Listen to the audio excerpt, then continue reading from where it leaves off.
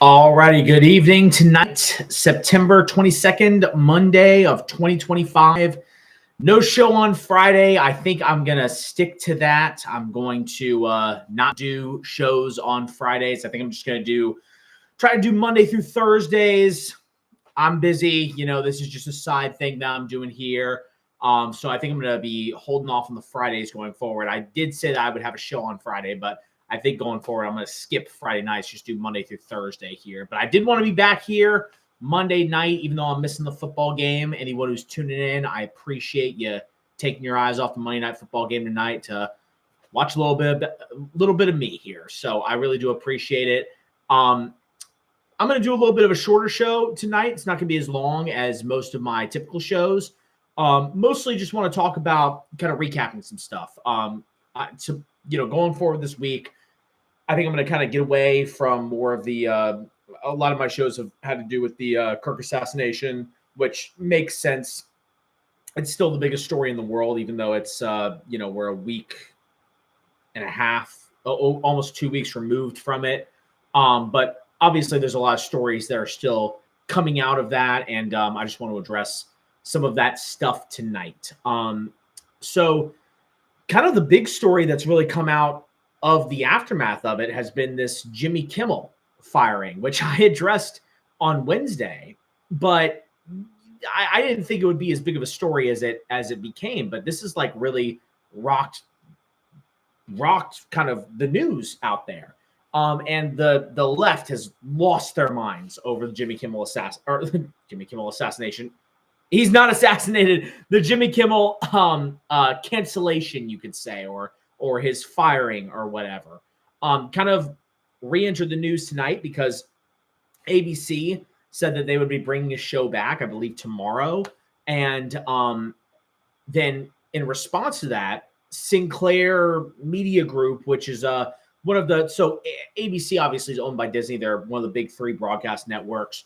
But in order to get broadcast, they have to have local affiliates cooperating. And one of these local affiliates, one of these companies that owns a series of local affiliates called Sinclair, said that they're not going to broadcast Kimmel's show. They're going to play news and fill in whatever during that. Which, this is kind of what I said back on Wednesday, and just to kind of recap that and my take on Kimmel, getting taken off the air. First off, I'm not a late night comedy guy. I'm a comedy fan, but like late night I've never been a fan of late night. I've never watched Saturday Night Live. I've always thought that it's just dumb and ridiculous. I like stand up. I like, scripted comedy shows, but like these sort of like pop culture comedy thing, any comedy, whether it's late night or it's SNL or whatever, something that's any comedy that is like culturally known is always going to suck because it's always going to be captured by the moment almost, or not even the moment. It's going to be captured by the narrative. It's going to be captured by the corporate media. It's going to be a creation of the corporate media. It's going to be sanitized. It's not going to be funny. I mean, because the best comedy are things that really break barriers, that actually challenge authority, but in a funny way. Raunchy, because raunchy in a sense does break down barriers. It does kind of jolt you out of your seat. And that's always the funniest comedy. And you never find that from the big three networks. You're not going to find that on late night. You're not going to find that on SNL because they have to be polished and sanitized and corporatized and all this bullshit. You know what I mean? That's why the best comedy you'll find is going to be YouTube podcasts and stand-up specials and stuff like that. And I do like comedy, but I've just never really been a late night guy, any sort of late night. And I get, there's boomers who still watch late night because a lot of that is nostalgia because back in the day, they all like Johnny Carson and David Letterman, these kind of guys who were a lot more, well-known. I was always a big Norm Macdonald fan, rest in peace, which he never had a late night show, but, he did Weekend Update on SNL, which was kind of like sort of a late night show in and of itself. And he's like one of the most prolific guests on late night shows just throughout his career. He was known for being like He really wouldn't do that much stand-up. Most of his funniest material came from just being a guest on various different late night shows. And that being said, late night has always, I think, been just like this sanitized, ridiculous, stupid corporate, comedy. It's never really been good. So I don't really have that much interest in it. I don't think the nation has much interest in late night in general. I mean, all these shows, their ratings suck, as does most cable TV. Their ratings suck. I mean, I have the Monday Night Football game on tonight. Outside of live sports, I don't watch cable television. And I think that's in general true for my entire generation. I got YouTube TV literally just for NFL games. That's it. I mean, I don't give a shit about anything else on live TV other than NFL games. If I'm watching something for entertainment, it's going to be YouTube or Netflix or, whatever, some streaming, and everyone in my generation is that same way. I mean, no one watches live TV, for God's sakes, unless it's a sports game. That's it. Unless it's some sort of live sports, I could not care less about live TV. It's just irrelevant to me. There's literally 2 times when I will watch live TV: when there's a sports game on or on election night. And even on election night, I'll usually watch some sort of, corporate news media in the background, but I'll also be following live streams on YouTube. I just don't give a shit about TV, much less do I give a shit about late night. And these shows, their ratings, obviously Colbert, got fired a few weeks back, or maybe a month or so back. And Colbert getting fired was supposed to be this big scandal, but the guy was losing money. They were losing $10 million a year off of his show because he just had dog shit ratings. And and Colbert was the highest rated of all the late night guys. So if Colbert was losing money, Kimmel was losing way more fucking money than Colbert. But now, because the FCC chair, who is a political appointee of Trump, basically insinuated threats towards Kimmel, and then ABC reacted by suspending him indefinitely, which seemed like a firing, but now they're saying they're bringing him back. And yet now one of the local affiliates is saying, no, we are not going to play his show. We do not care. We'll play a rerun of a news broadcast. We're not going to play his show during that hour. And now it's kind of up in the air of, okay, does ABC keep him? Do they get rid of him? What are they going to do? And I think there's a few takes off of this sort of Kimmel controversy. First off, so the FCC chair, the liberals are up in arms and they think Kimmel is a martyr. Which first off, by the way, Jimmy Kimmel is such a low-life piece of human scum. The thing is that I don't think people know is that Kimmel actually used to be funny. Okay, before he was ever on late night, Kimmel was actually kind of funny. Kimmel got his start doing, I think it was called The Man Show. I don't remember if that was the actual name of the show, but it was Kimmel and it was Adam Carolla, who Adam Carolla, by the way, is a Republican. Not that he's a super conservative guy, but he is he's a conservative Republican, not as much as I am, but for one of the few Hollywood conservatives. And it was Carolla and Kimmel had this show. And their show was all about raunchy, masculine-oriented comedy. And a lot of it was really funny, actually. I haven't watched a lot of it. It was all before my time. It was early 2000s stuff when I was still little, way too young to watch that type of stuff. And Kimmel they were actually funny at that time. And then Kimmel got the late night show. And, when he got the late night show, like a lot of other people, he just completely sold out. Like you do, of course, right? I mean, when you get a show like that, the only way you get a show like that is if you're going to be a totally sanitized, totally polished, unfunny, corporate hack sellout. You don't get the show if you're not going to be like that. And Kimmel was that par excellence. I mean, he was a absolute slimeball, corporate narrative, corporate sellout, douchebag, and completely unfunny. Wasn't breaking any boundaries, wasn't doing anything controversial. Well, I mean, he was doing things that were controversial from a conservative standpoint, but from the corporate liberal media bubble, he was just run of the mill. You know what I mean? And of course, the result of that was that his ratings plummeted and that he served as nothing more than an overpaid propaganda outlet, as all of these late night show hosts do, because they aren't these shows are not intended to make money. Okay. That's something that I think people understand, I think that's something that people need to understand, which is why I think the left was so outraged when Colbert got fired. A lot of normies would look at that and be like, well, he got fired because the show was losing money. But these shows are never supposed to make money. Okay. They're never supposed to make money. The design of the show is to be a corporate leftist propaganda outlet. And Kimmel is no different. Okay. So this whole Kimmel story of him getting fired and whatnot, now potentially coming back on the air, and we don't really know where that's going, but it came from in the aftermath of the Kirk assassination. Kimmel just bold-face lied. I mean, just said such an egregious lie, which, again, we all know the mainstream media are liars, okay? There's nothing lower on this planet than a journalist, okay? I would rather my daughter be a fucking whore than a journalist, okay? A journalist is the lowest form of human scum, only about a notch above a teacher or a professor. They are all scum. Every single one of them are just the lowest of the low, just dog shit human beings, okay? Their professions should not exist, all right? But, Kimmel, obviously, he's this corporate mouthpiece, whatever. He's that's all he is. He's a leftist corporate mouthpiece on a late night show and supposed to be funny, even though he's obviously not funny at all. Well, Colbert, obviously, there was a big uproar when he got canned.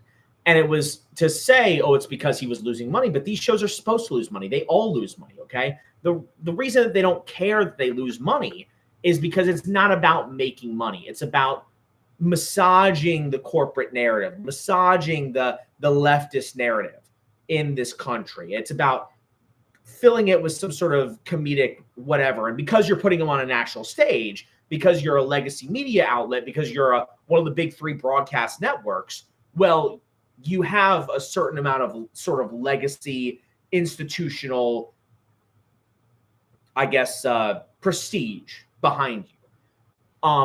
And so it's nothing more than a propaganda outlet. And so when Colbert got fired, the left was up in arms because they basically claimed that Colbert got fired because Trump threatened the networks, to pull their licenses or whatever. And so they put up Colbert as a sacrifice. And I don't know, maybe that's true. Maybe it's not. If it is true, I think good on Trump, fuck them. Right. I think they're, the legacy media is just the absolute worst pit of slime in American civil society. It's an absolute just shell of disgusting interlopers and I mean it is the pit of hell of American civil society is the media, particularly the legacy media, the corporate media.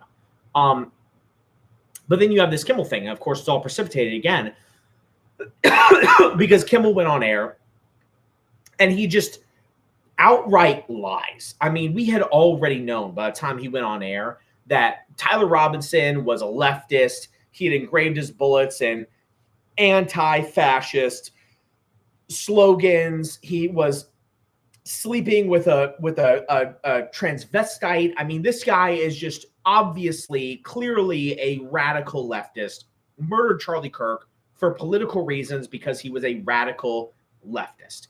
And Kimmel comes out there and just says, this guy was MAGA, basically. This guy was a right-wing crazy, and they're all right-wing crazies, and Charlie Kirk got assassinated because Donald Trump is Hitler, and all this shit, all this type of rhetoric that led to Tyler Robinson assassinating Charlie Kirk in the first place, that led to Tyler Robinson becoming radicalized in the first place. I mean, it wasn't just Reddit and Discord and Hassan Piker that radicalized Charlie Kirk, or that radicalized Tyler Robinson.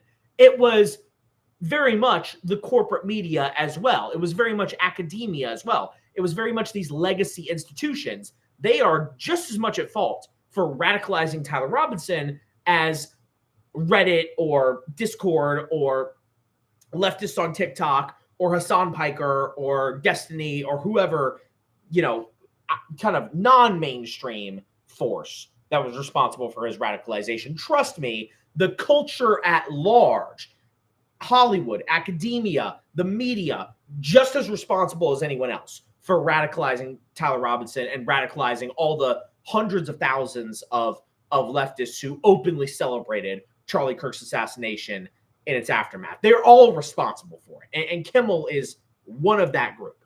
But it was such an obvious, overt lie. And there was a massive outrage in the heartland, in the red states. And a lot of those viewers in the red states were calling these local affiliates, these companies like Sinclair and others who actually are responsible for broadcasting ABC and the other big three broadcast networks to local audiences.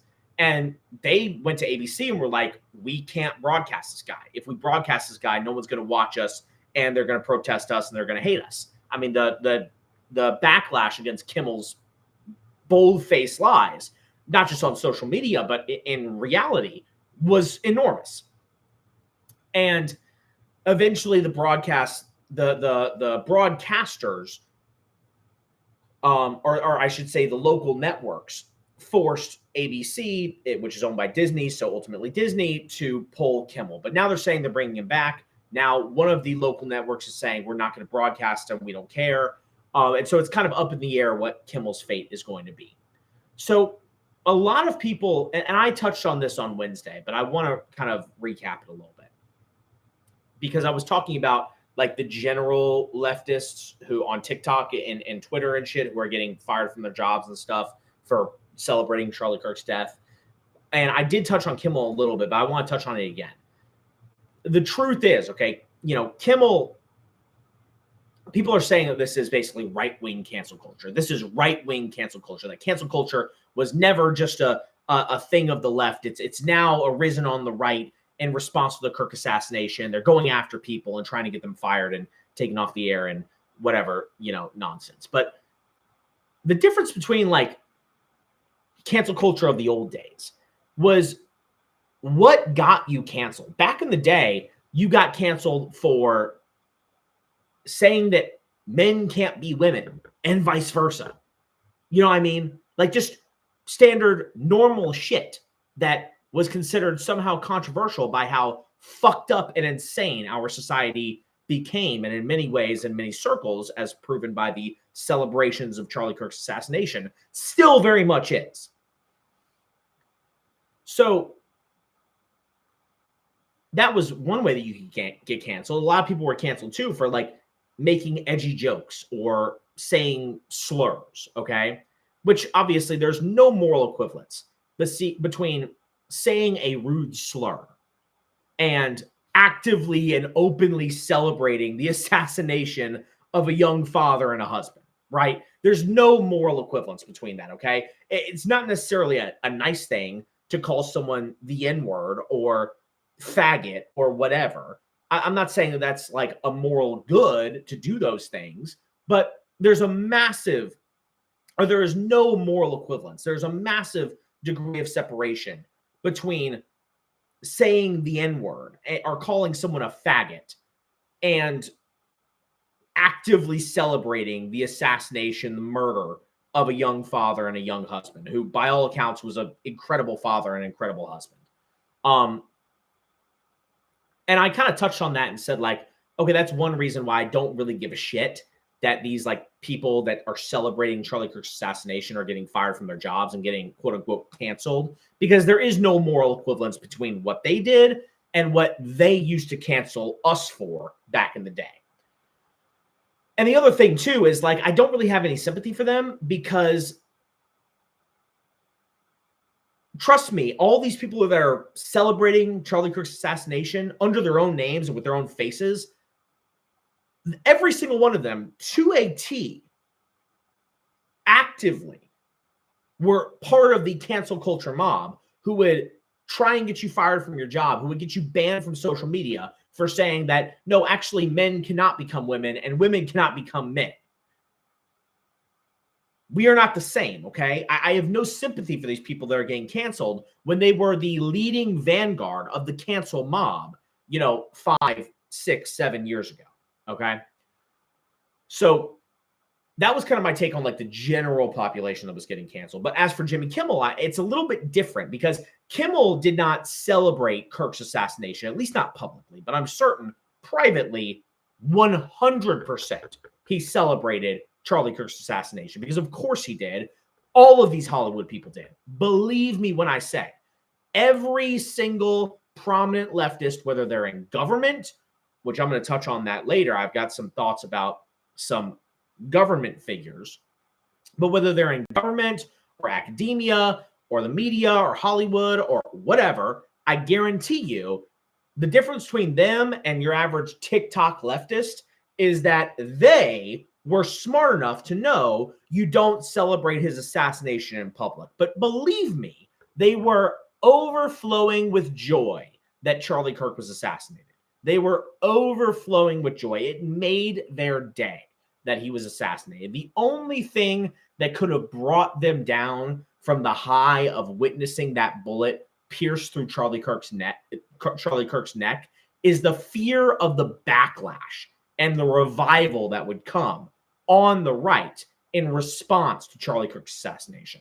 That was the only thing that could bring down their high of their joy at watching him be murdered. And trust me, I think one of the greatest, most consequential pieces of social media, whatever live stream content that has come out ever was Sam Hyde's response to the assassination, particularly the first 2.5 minutes of his show that he did, where he shows a picture of Charlie Kirk and says, "This is you." Shows a picture of Irina Zarutska, whose name I messed up before, but I got it right now. Shows a picture of Charlie Kirk and says, "This is you." Shows a picture of Irina Zarutska and says, "This is your sister, your wife, your daughter." But Charlie Kirk is you, and that was so powerful, particularly to young men, young white men who are watching that. Because believe me, the whole point of that video that Sam Hyde did was that these people, they want your death. They want you to die. They celebrate when you are killed. They celebrate when your daughter, your sister, your wife, when Irina is killed. They hate you because you are white. They hate you because you are conservative. They hate you because you love God and you love your country. They hate you because I think really loving God is the most important reason why they hate you. Because if you are subordinate to a heavenly master, you will never be subordinate to a cultural, a civic, or a governmental master. You will always resist because your morals demand it. And trust me, they loved it when Charlie Kirk was assassinated. They loved it when Irina Zarutska was murdered by a vagrant criminal on a Charlotte train. They loved it when Austin Metcalf was murdered by a juvenile delinquent, a thug for no reason. And then the black community, the black thug community raised $500,000 for the killer, for the killer's family when Austin Metcalf was murdered. And we have not forgotten about Austin Metcalf either.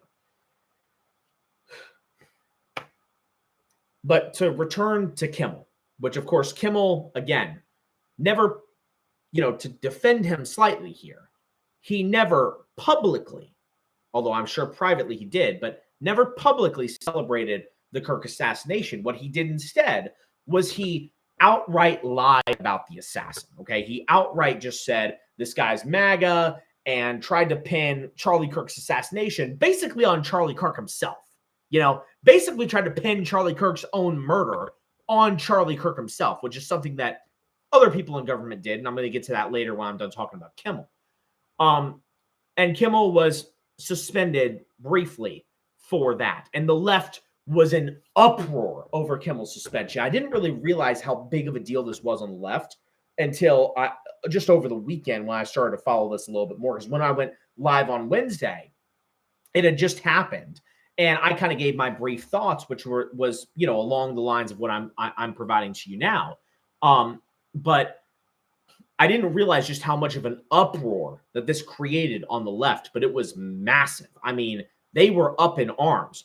Obama even tweeted in support of Jimmy Kimmel, and he did so a lot faster than he did condoning the assassination of Charlie Kirk, which gives you an idea where Obama is in regards to all this. Trust me, Obama cares a lot more about Jimmy Kimmel's late night talk show career than he does about Charlie Kirk getting assassinated. Trust me when I say Obama's just too smart to say it publicly, but he was gleeful watching Charlie Kirk's neck explode on all over social media. That made Barack Obama's day. I promise you that. Just like it made all of these people's days. I digress, though.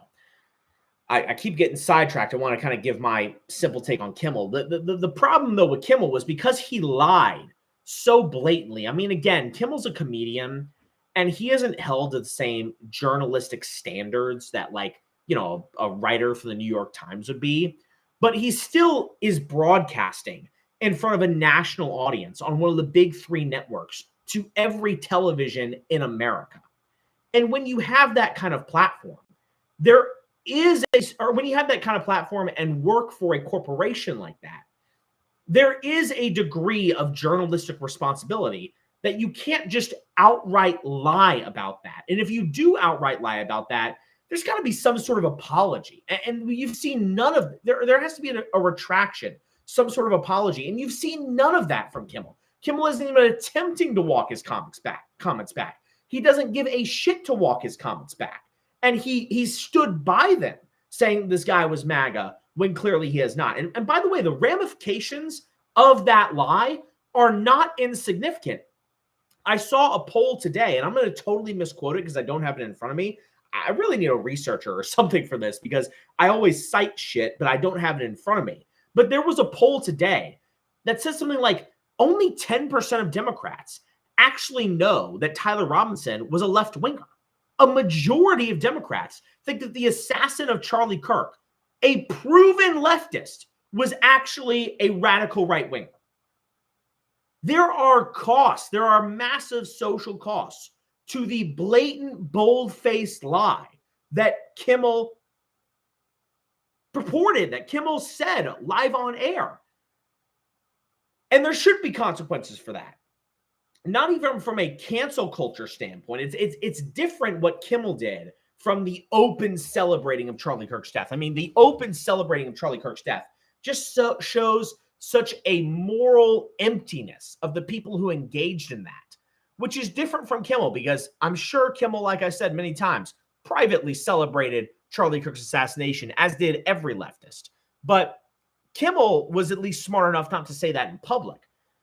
But still, lying that way in such a blatant and obvious way to a national audience, it is so egregious and has had an effect, by the way. Like I said, something like only 10% of Democrats know that Tyler Robinson was a leftist. Most of them think that he was a MAGA guy, which is totally insane. And the reason they think that is because they're in the same bubble as Jimmy Kimmel, because they've been fed the same lies that Jimmy Kimmel was feeding them. And so there has to be some sort of journalistic standard. Again, Kimmel's a comedian, quote unquote. He's not funny at all, but he claims to be a comedian. So I guess maybe he doesn't, stand to the same journalistic standards that others would. But there still has to be some sort of standard of honesty and truth if you're going to broadcast to literally the entire country, okay? It's not like he's just some random YouTuber who, I'm sure will lie and make mistakes. He's on a broadcast network and he lied so blatantly and so obviously. He should never be on the air again, at least without a retraction. There has to be, at the very minimum, a retraction and an apology. At the very least, there has to be a retraction and an apology because it was so over the top. It was so blatant and so twisted, the lie that he told. A lie which, again, actually has traction. The bubble of the left, the boomer libtards watching cable news are so in their bubble. They're so indoctrinated. They're so stupid, fundamentally, the worst people on the planet are the boomers. The generation destroyed this country and is actively destroying my generation. But anyways, but they're so stupid and in their bubble that they actually believe that Tyler Robinson was a MAGA like groiper. It's insane. It's totally fucking insane. And so, yes, there has to be some sort of penalty for Jimmy Kimmel. And you know what? Good on Sinclair Media, which is one of the local networks that is responsible for broadcasting ABC, saying we're refusing to put Kimmel on air. Every single local network should join hands and refuse to broadcast Jimmy Kimmel. And the pressure from the right on social media, excuse me, excuse me, the pressure from the right on social media, in public towards ABC should be strong. He should not be on the air. Here's the problem, though. And by the way, like I said, kudos to Sinclair for standing by this and not broadcasting Jimmy Kimmel. But something else happened in between Kimmel getting suspended indefinitely, which a lot of people thought was just firing, and now Kimmel apparently being brought back on air. A local affiliate of one of the networks that broadcasts ABC was attacked by a radical leftist in response to Kimmel getting suspended in the first place. That happened over the weekend. And no one died, but this crazy leftist shot up a local ABC affiliate and bullied through terrorism ABC into bringing Jimmy Kimmel back on. And it just goes, it's so fucking maddening that ABC, they first get they need to bring Kimmel off the air because the backlash from the networks or from the local networks and from the right is so immense that they feel, all right, we can't keep this guy on the air without some sort of retraction and apology, which Kimmel refused to do. And then after he's pulled off the air, in response to all of these leftists in an uproar claiming that no, the real martyr here isn't Charlie Kirk, who died practicing free speech, who died engaging in free political debate, who died literally doing the most American thing possible. No. The real martyr is this corporate media slimeball, this hack, this just retard nut job, or not even nut job, this hack job, this corporate ladder climbing douchebag. Jimmy Kimmel is the real martyr for free speech. This liar, this snake, this slimeball, this cretin. Jimmy Kimmel is the real martyr for free speech. And the left, in response to that, literally turned to terrorism again to intimidate ABC to put this cretin, this slimeball back on the air. And they caved to the pressure of a fucking terrorist. Of a terrorist. It drives me so insane how corrupt and spineless the media is. They are the most corrupt institution in America, bar fucking none. Now, unlike, say, a Fox or a CNN or an ESPN, even for that matter, the big three networks, ABC, NBC, CBS, are broadcast networks. They're not cable networks. And because they are broadcast networks, they do have to abide by FCC regulations. The FCC, as part of their regulations, this is the Federal Communications Commission, does say that whatever they broadcast has to be in the public good, which is a subjective standard and has been used in the past for not so great purposes. If there was ever a time to take advantage of that standard and use the power of government regulators against the media, it is right now. It is right now. The FCC would be completely within their authority to go to ABC and say Jimmy Kimmel is not in the public interest. If you broadcast him, there will be repercussions from the FCC. And they should.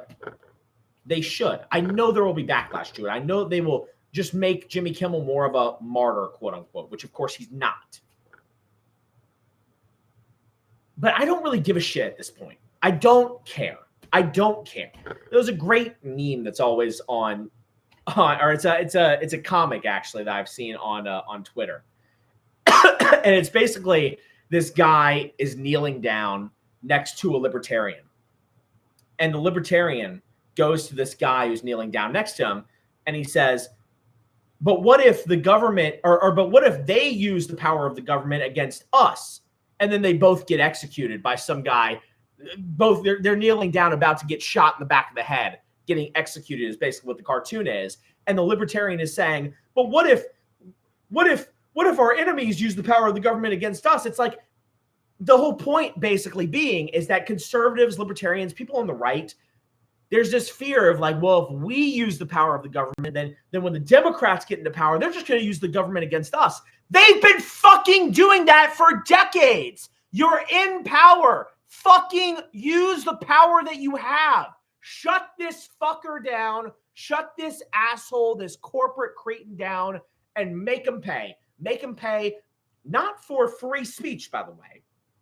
It's not like Kimmel is getting axed because he said a racial slur. It's not because like he's getting axed because he had a controversial political opinion. Kimmel is getting axed because he fucking lied on broadcast air in front of the entire fucking country with no retraction, with no apology. How the fuck is that in the public good? It's directly counter to the public good because over 50% of Democrats think that Tyler Robinson was a fucking right-winger based off of the lies spread by Jimmy Kimmel and others. Of course, it's not just Kimmel, but Kimmel is a great example. The FCC should absolutely intervene. Get that guy the fuck off the air. If he's not going to apologize, there's not going to be a retraction, get him the fuck off of broadcast. Take his fucking show away. He deserves it. He deserves it. I mean, obviously, all these guys have deserved it for years for now. The fact that these late night, quote unquote, comics have as much cultural, well, they don't have much cultural influence, but they do have a degree of cultural influence because they're on a big network, even if they get no ratings. But the fact that they're even allowed to exist in the current form they are is just an indictment of how far gone our country is, of how corrupt and despicable the fucking media is. I mean, it's just a fucking indictment of it all. But you know what? We're in power now. We are in power now. Fucking use it. Use your fucking power. Don't be a bitch, all right? I'm tired of Republicans being little pussies and little bitches. Use your fucking power. Get them the fuck out. So, I don't know if Kimmel is ultimately coming back or not. There's conflicting signals over whether he is or not, but I don't really care. I think the FCC should stop with the threats and just get it done. Get this guy off the air. The left will be in an uproar, but guess what? They're going to be in an uproar no matter what. They just murdered Charlie Kirk, okay? I don't care what the reaction from the left is. It is so irrelevant to me. This is war. This is a spiritual war. This is a political war. Any means necessary are justified to defeat these people. They celebrated the assassination of Charlie Kirk, and they did it behind their own names and with their own faces. They didn't do it anonymously. They did it in public because they thought they would get away with it. Don't let them fucking get away with it. Don't let them get away with it. We control the entire federal government. Trump. Don't let them fucking get away with it. Use the FCC if needed. I don't give a shit. So anyways, that's kind of my overall take on the Kimmel situation, which, again, like I briefly mentioned it on Wednesday. I did not think that would blow up in the story that it became.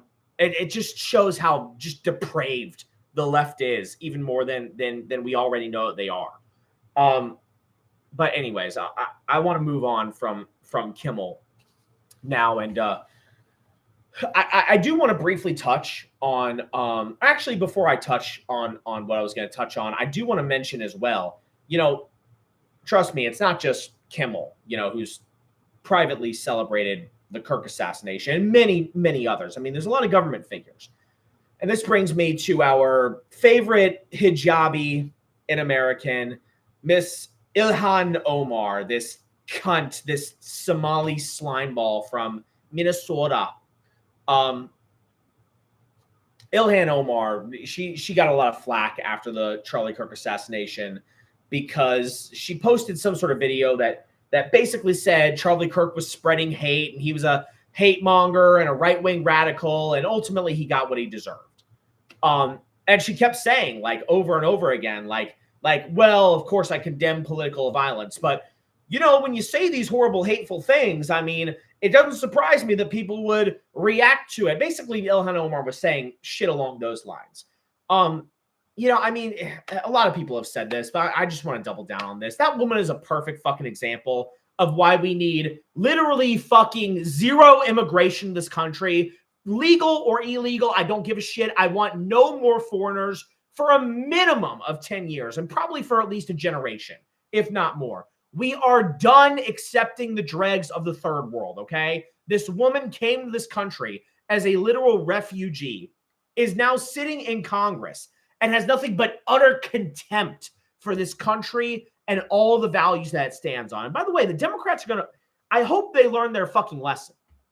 You know, the Democrats wanted to import immigrants into this country because they just assumed, oh, immigrants will come here, they'll be poor, they'll be dispossessed, they'll be foreigners. We will, you know, because we're totally anti-American, because we're totally anti-white, they will ultimately gravitate to us. Not to mention, we're going to support them with affirmative action and welfare and all this bullshit that will be the natural home for the immigrants. And as more and more of them come in, we'll have an unbeatable majority, you know, a demographic majority to just win elections in the future.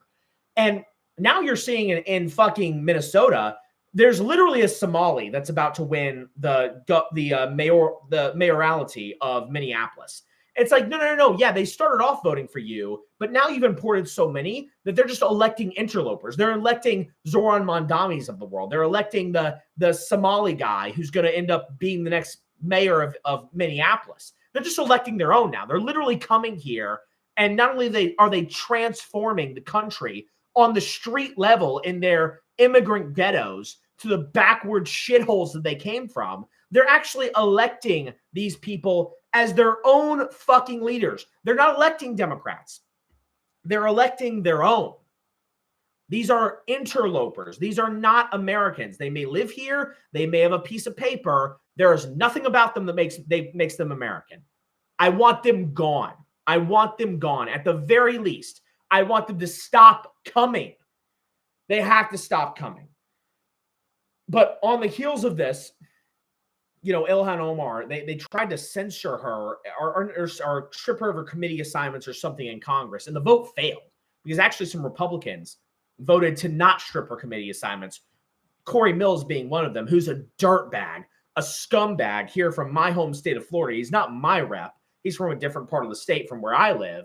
But he's a scumbag. He literally beat the shit out of his girlfriend, covered it up, fucking blackmailed another girlfriend with like revenge porn, basically, and is somehow like tied to like some Somali group from Minneapolis.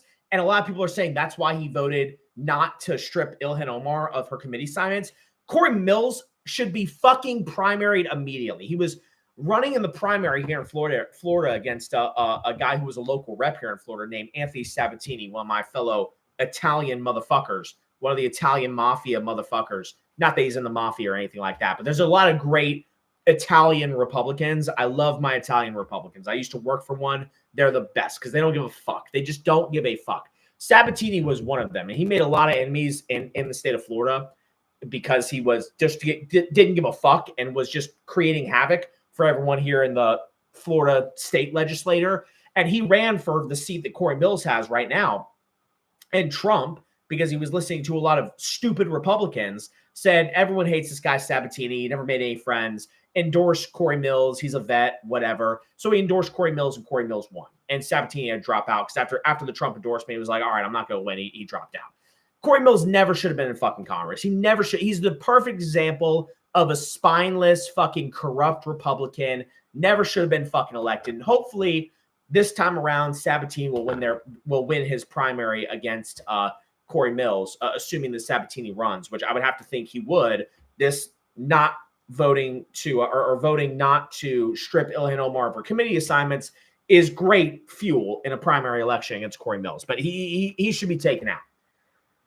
Anyways, I think it came out shortly afterwards.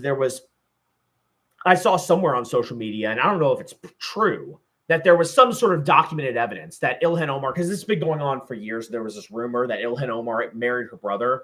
Not that she's like into sort of incest. I assume she's not, although she's also from Somalia. There's a lot of incest in the Muslim world, particularly in Somalia. It's why a lot of these people are so crazy, because they're literally just inbred over generations and generations. But there was this rumor for many years that Ilhan Omar married her brother, not necessarily it's not assumed to be a sexual relationship, and I don't assume it to be a sexual relationship with her brother, but a theory that she married her brother in order to commit immigration fraud. Because if she could say, okay, I'm married to my brother, then because she's a citizen, then her brother could be brought over as her husband to then become a citizen himself. And I saw some document that said apparently that's true. I don't know if the document that I said like definitively proves it, but this is another thing. Like, you can't rely on Congress, okay? To the Trump administration, you can't rely on Congress. The Republicans are corrupt. They are spineless, with the exception of a handful. You cannot rely on the Republicans. And by the way, it's not to say the Trump administration is perfect. I'm going to close out the show by giving a little critique of Trump from over the past weekend. Something that really pissed me the fuck off that Trump did, but I'm going to get to that in just a moment. But in the meantime, look, the president cannot rely on the Republicans in any way, okay? He cannot fucking rely on them. If I'm Trump, I would tell the DOJ tomorrow, launch a full investigation of Ilhan Omar. You're not going to be able to rely on Congress to strip her of her committee assignments. Investigate her. Try and prove that she committed immigration fraud. Because if you can prove it beyond a shadow of a doubt, you can denaturalize her and you can deport her back to that shithole that she came from, that shithole Somalia, where she fucking belongs. She never should have come to this country in the first place. That's what they should do. Because you can't rely on Congress. I mean, we can't even get a bill passed to ban fucking private equity from buying up the single-family homes in this country, for God's sakes. We can't even get that bill passed. You would think that maybe there would be a coalition of populists on the left and the right that could actually come together and say, yeah, no, BlackRock, you can't outcompete like new families, like young families in the single-family home market and prevent them from ever being able to purchase a home of their own.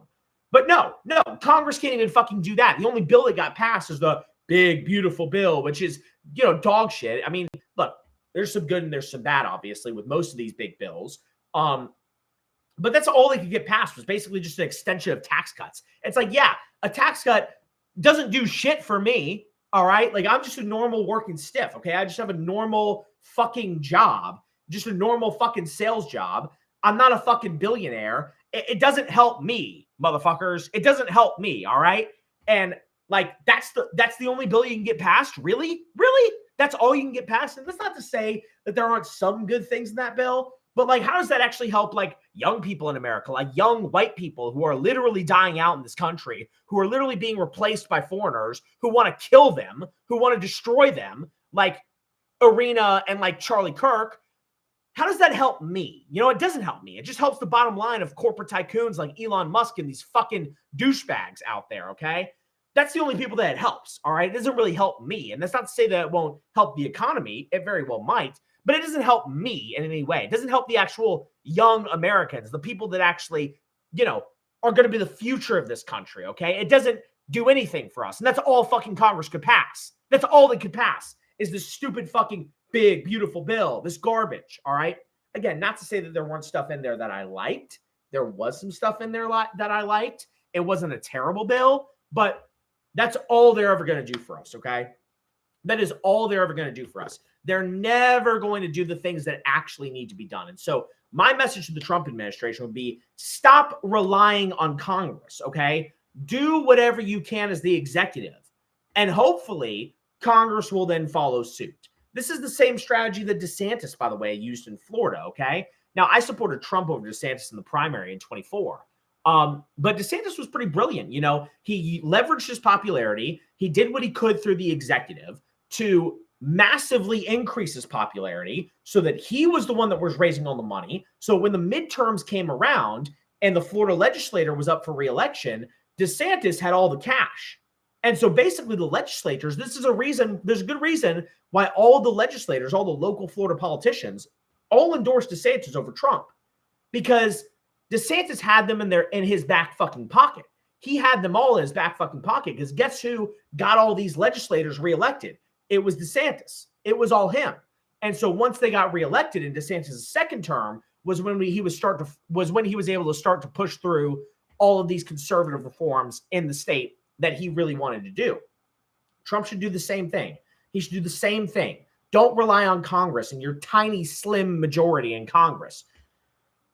Do what you can through the executive, build your own popularity, defeat your enemies, and then build a war chest. And when the midterms come around, spend that war chest on the legislature, spend that war chest on Congress, so that in order for them to get reelected, they have to be in your back fucking pocket. If they don't bend the knee, then you fund a primary. It's what Trump should do. And anyways, along that line, Trump should not rely on Congress to censure Ilhan Omar, to strip her of her committee assignments. He should just fucking investigate her, see if she can try and prove that she committed immigration fraud. And if you can prove it, denaturalize her, deport her, kick her out of Congress. That's what he should do. That's what he should do. Unfortunately, he probably won't. But then again, I don't know. There's a lot of strong fighters in the administration. I think JD is great. I think Stephen Miller is great. I think these are the guys who we have to hope and pray are the ones that have Donald Trump's ear. And don't get me wrong, you know, the second Trump administration, massive improvement over the first Trump administration, if at the very least, for the fact that Trump has actually appointed loyalists in the second administration, so you don't have people who are actively trying to undermine him and get him impeached throughout his entire fucking administration, like what happened during the first term. The second term, for that very reason at least, has been a massive improvement, or the second term has been a massive improvement over the first term for that very reason at the least. But hopefully Trump is listening to guys like Stephen Miller and JD Vance. And hopefully they are going in the direction that I would like to see them go in, particularly on this Ilhan Omar situation, not to mention the Kimmel situation. Get Kimmel off the air. Use the fucking government to do it if you have to. Don't rely on Congress to censure and strip Ilhan Omar of her committee assignments. She should never hold elected office in this country. Hell, she should never even be in this country. Investigate her. Try and prove immigration fraud. If not, just bankrupt her with court fees and just do whatever you can. Dirty fucking lawfare. I don't give a shit. Get that fucking woman out of Congress and hopefully get her sent back to her fucking shithole home of Somalia. Use your power. Stop being a pussy, all right? The left isn't afraid to use their power. They are not afraid to do it, okay? They just assassinated Charlie Kirk. They're not afraid to use their power. They let that fucking psycho murderer who killed Irina out of jail 14 fucking times. They are not afraid to use their power. Please use your power, Trump, because guess what? If you don't use your power, again, they always say, well, if we use the power when we're in government, then the left will just use the power when they're in government. They're going to do it anyways. They're going to use their power. The left will use their power against you when they are in government. They locked up 1,200 fucking MAGA grandmas after January 6th, for God's sakes, okay? If you don't think they're going to use their fucking power when they're in government, whether you use yours or not, you are sorely fucking mistaken. The only way to prevent the left from using the power of the government against you is to use the power of government against them while you're in office to make sure they never take power again. It's the only fucking way to do it. So anyways, I hope Trump is not a pussy on this. I hope he goes after Omar. I hope he goes after Kimmel. I hope he does what's right. I don't know. I don't know if he will, but I hope he does. And I have faith. Hopefully, you know.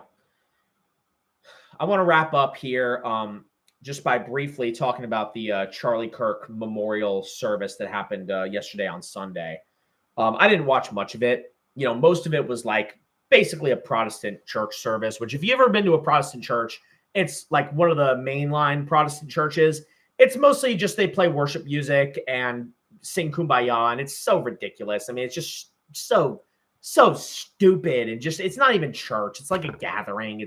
They play shitty worship music, and there's no ceremony, there's no tradition. It's just like gather around your fucking jeans and your polo and sing like bullshit fucking worship songs that suck, by the way.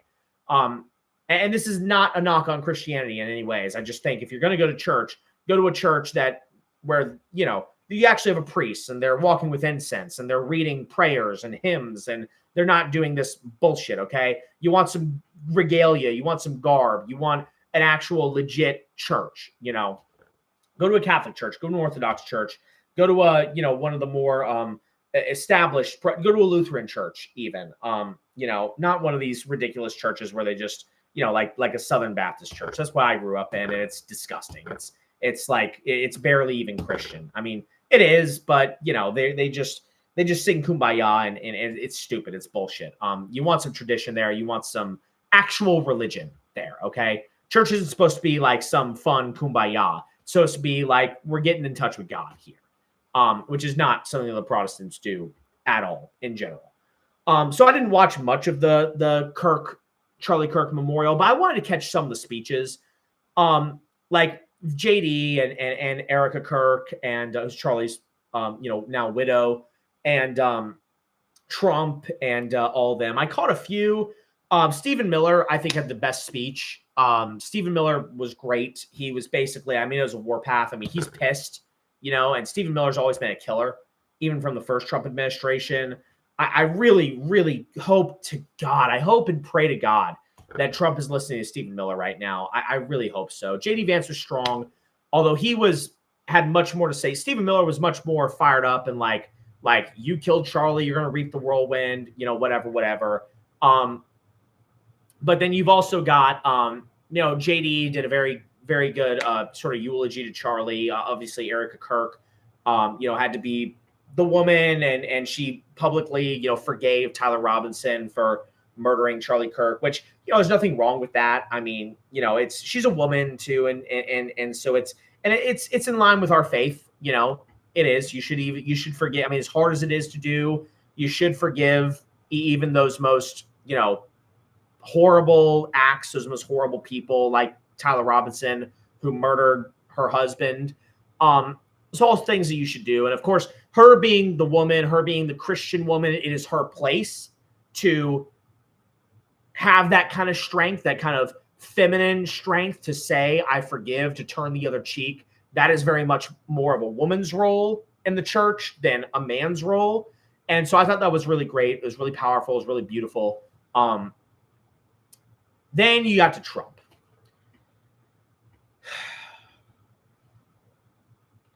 I mean, he can't fucking help himself, honestly. He can't fucking help himself.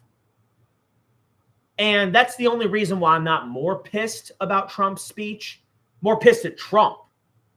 Because the whole fucking speech, it was like, Charlie was a friend, he was nice. Now, let me tell you all about what we're doing. It was just a rally speech, basically. There was like 2 or 3 sentences where Trump actually honored Charlie Kirk and actually mourned his loss. And the rest was just Trump's typical rambling rally speech. And, oh, we're going to do this and we're going to do that. We have a big announcement coming tomorrow for autism, which I'm going to talk about that tomorrow. It's so stupid, beyond stupid. But Trump's whole fucking speech, it had almost nothing to do with Charlie Kirk or honoring his legacy or saying that we're going to fight back. It was all just, we're doing great things for America. The tariffs are bringing in billions and trillions, and we're making this country rich again. And it's like, shut the fuck up, dude. Shut the fuck up. That's not what you're here for.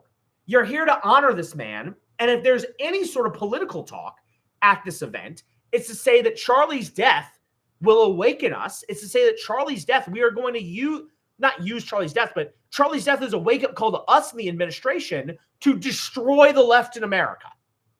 If you're going to get political, you're going to say the left murdered Charlie Kirk, And as your president, it is now my duty to take it upon myself in memory of this great man, Charlie Kirk, to destroy the left in America so that this shit can never happen again. And he didn't even go there. He didn't even touch that. It was literally a fucking campaign rally speech. That's all it fucking was. It was all just Trump. Oh, the tariffs are bringing in millions and billions and billions. My Trump impression is terrible, by the way. So just, please forgive me for having a horrible Trump impression. It's awful, but the whole fucking speech was just Trump rambling about how great he is and how great the administration is and how America's coming back. It's like, no, America's not fucking coming back, okay? There is a leftist cancer in this country. They just murdered fucking Charlie. So no, America isn't coming back. It's just as shit as it ever was before. By the way, my generation still can't buy a fucking house, Donald Trump. My generation still is stuck by inflation, is stuck and mired through low wages. My generation is the job market has been soaked up by a bunch of H-1B fucking Indians. Although I'll talk about that tomorrow as well. Trump did make a good move in terms of H-1B visas, but I'll get to that tomorrow. But the point still stands. America ain't great yet again. America is not great again yet. And sure, maybe are you doing some things that are turning us in the right direction? Yeah, when you blew up that fucking drug boat from Venezuela, that was the best use of our military in at least fucking 40 years. So yeah, that's a step in the right direction. There have been other things that have been steps in the right direction since Trump took power. Obviously, he's much better than what the alternative would have been. But why?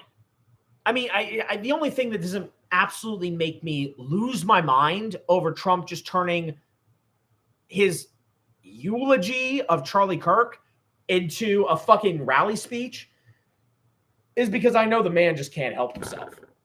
He's fucking Donald Trump. I mean, we know him already. I mean, that's the thing is, this is a big reason why Trump won, is because you just couldn't attack him with anything. All right. He'd been around in the middle of politics for a decade at that point. He's been in politics at the forefront of American politics for over a decade at this point. And we all know who he is. He's Donald Trump. He's never going to change. He's never going to change. But it was really disappointing when Trump spoke. I mean, it was really, really disappointing. It was really sad. And he just kept going on and on about himself and the administration. And it was really, really disappointing. I hated it. I hated to watch it, honestly. I mean, it was, I wanted to watch it because it was Trump. Like I said, I didn't watch all the speeches. I didn't watch most of it because, again, it was mostly just a bullshit like church service. But I did want to watch the speeches. I did want to watch Trump. And yeah, Trump was just, man, it was disappointing. And it went on forever. I mean, a speech was so long. And again, it was just a fucking rally speech. I mean, it was just a rally speech. And he kept going off script. The one line that I will say that was actually funny and also kind of based was, it was after Erica Kirk. She was the second to last speaker. Trump was the last speaker. And Erica Kirk obviously goes out and forgives Tyler Robinson, does it very publicly. And it was the most powerful moment of the entire Charlie Kirk celebration of life. And then Trump goes out and says, basically, I'm going to paraphrase here, but he basically said something along the lines of Erica said not to hate our enemies. Well, I hate my enemies. I hate my enemies. And I was just like, he's like, I can't help it. Maybe that doesn't make me a great man, but I hate my enemies. I was like, all right, not only is that funny, but that's also pretty based. I actually kind of love it. So that was the one kind of highlight from the Trump speech. But other than that, it was disappointing, and it was kind of disgusting too, because it was all just hyping himself up when he should have been honoring Charlie. He did not do enough honoring of Charlie Kirk as he obviously should have. I mean, it was not even close. It was really, really kind of disgusting and disappointing. So anyways, that's kind of my last takes. Tomorrow I'll be back again. I don't know what time. Again, I'll probably end up doing these shows anywhere between 7 and 10, somewhere in that range. I'll tweet it out when I'm going to go live.